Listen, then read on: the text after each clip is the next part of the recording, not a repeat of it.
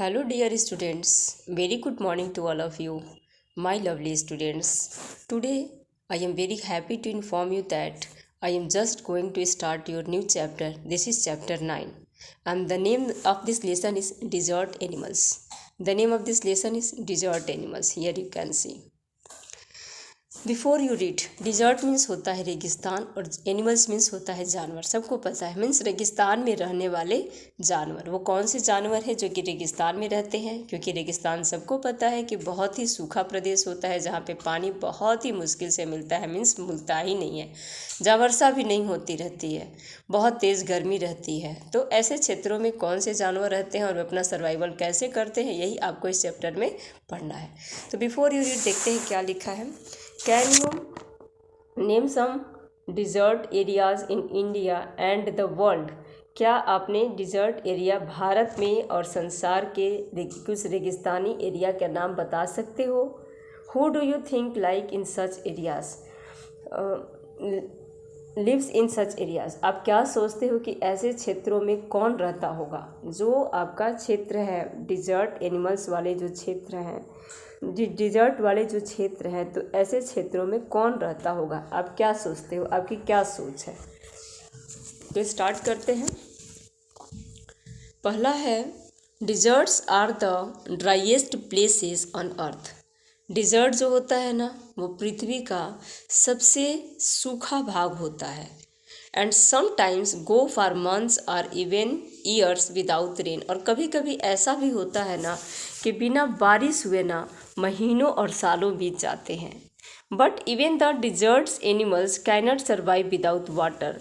लेकिन हालांकि जानवर पे रहने वाले रेगिस्तान में रहने वाले जानवर भी बिना पानी के नहीं जी सकते हैं, और for long periods in the scorching sun. और न तो वो ज़्यादा समय तक बिना सूर्य की रोशनी को लिए जिंदा नहीं रह पाते हैं। So they have had to find different ways of coping with the harsh condition. इसलिए उनके पास क्या होता है ना, इस कठिन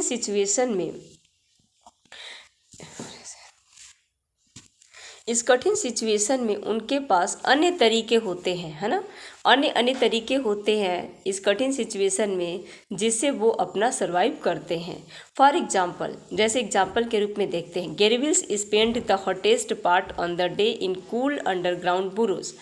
गेरविल्स होते हैं ना, ये क्या है ना, एक प्रकार का कीड़ा है जो बुरोज में रहता है, और ये कहाँ रहता है? सबसे गर्म क्षेत्रों में। Hottest part on the day, दिन के सबसे डे इन कूल अंडरग्राउंड बुरोज, जो सबसे गर्म दिन होता है ना, दिन का सबसे जो गर्म वाला समय होता है ना, जिसमें सबसे ज़्यादा गर्मी होती है ना, इस सिचुएशन में एक जो है ग्रेविल्स होता है, वो बुरोज के अंदर, मतलब कि सुरंग के अंदर चला जाता है जहाँ पे कुछ ठंड उसको फील होती है। For example part in the day burrows and strange insects called darkling beetles are experts to catching drops of moisture in the lake। और जो अन्य प्रकार के विचित्र प्रकार के जो कीड़े मकोड़े होते हैं ना, जिनको बीटल्स भी बोला जाता है, ये एक्सपर्ट होते हैं क्या चीज़ करने में? बूंदों को, जो मॉइस्चर होते हैं ना, जो जहाँ पे नमी होती है, उस नमी के क्षेत्रों से बूंदे इकट्ठा करने में अपने पैर से ये बहुत ही एक्सपर्ट होते हैं। Then lifting them into the air until the drops trickle down into their mouth। और वे क्या करते हैं? तब तक बूंदों को ना ऊपर उठाते रहते हैं जब तक कि वो बूंदें उनके मुंह में नहीं चली जाती हैं।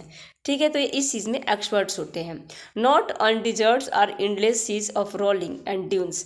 सारे डिजर्ट जो होते हैं वो इंडलेस सीज, मतलब समुद्र के किनारे ही नहीं मिलते हैं ना, जो रोलिंग करते हैं। Sand dunes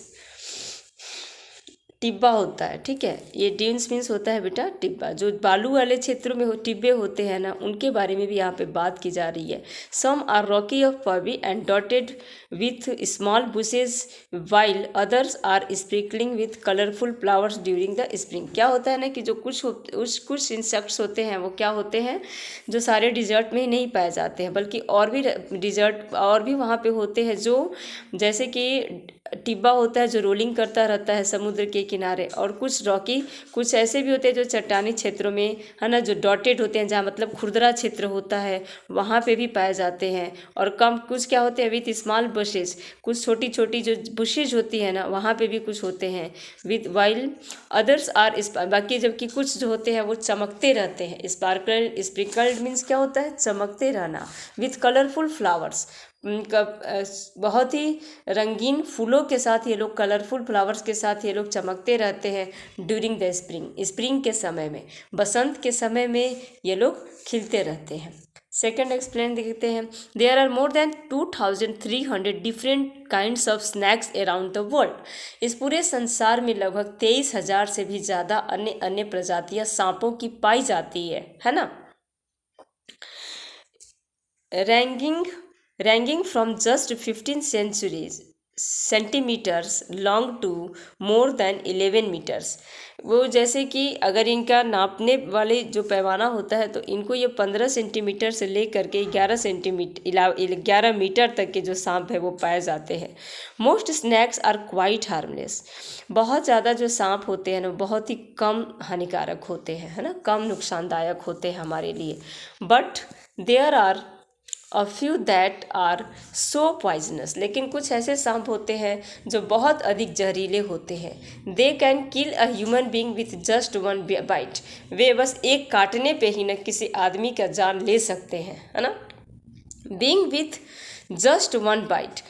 most snakes lay eggs but there are many which are birth to their young. बहुत ज़्यादातर सांप क्या करते हैं, वो अंडे देते हैं। लेकिन कुछ सांप ऐसे भी होते हैं ना जो अपने एक बेबी को मतलब बर्थ करते हैं, जन्म देते हैं, ठीक है, इन बेबी स्नैक को जन्म देते हैं। In the dry rocky deserts of America lives a rather evil looking snakes with a very bad reputation.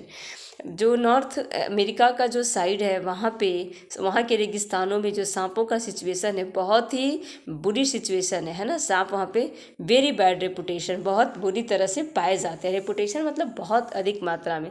It's frightening rattle can be heard as far as 30 metres away and it can strike with lightning speed. क्या होता है ना कि यहाँ के जो Africa में, जो दक्षिण अफ्रीका के जंगलों में जो सांप पाए जाते हैं ना, तो इनकी फ्राइटेनिंग राइट, जो चलने की भयानक आवाज़ होती है ना, वो 30 मीटर से ही दूर से सुनी जा सकती है। एंड इट कैन स्ट्राइक, और ये हमला भी करते हैं ना, कैसे, लाइटनिंग स्पीड, बहुत ही तेज़ रफ्तार से ये किसी पर हमला भी करते हैं, जो दक्षिण के क्षेत्रों में जो स्नैक पाए जाते हैं। यस स्टूडेंट्स, तो अभी आपके 2 पैराग्राफ कंप्लीट हो चुके हैं। नेक्स्ट पैराग्राफ का एक्सप्लेन मैं नेक्स्ट वीडियो में करूँगी। चैनल पे बने रहने के लिए चैनल को सब्सक्राइब कर लीजिए। अगर कोई भी प्रॉब्लम होती है तो आप प्लीज़ कमेंट करके आप मुझे पूछ सकते हैं। Thanks for watching this video.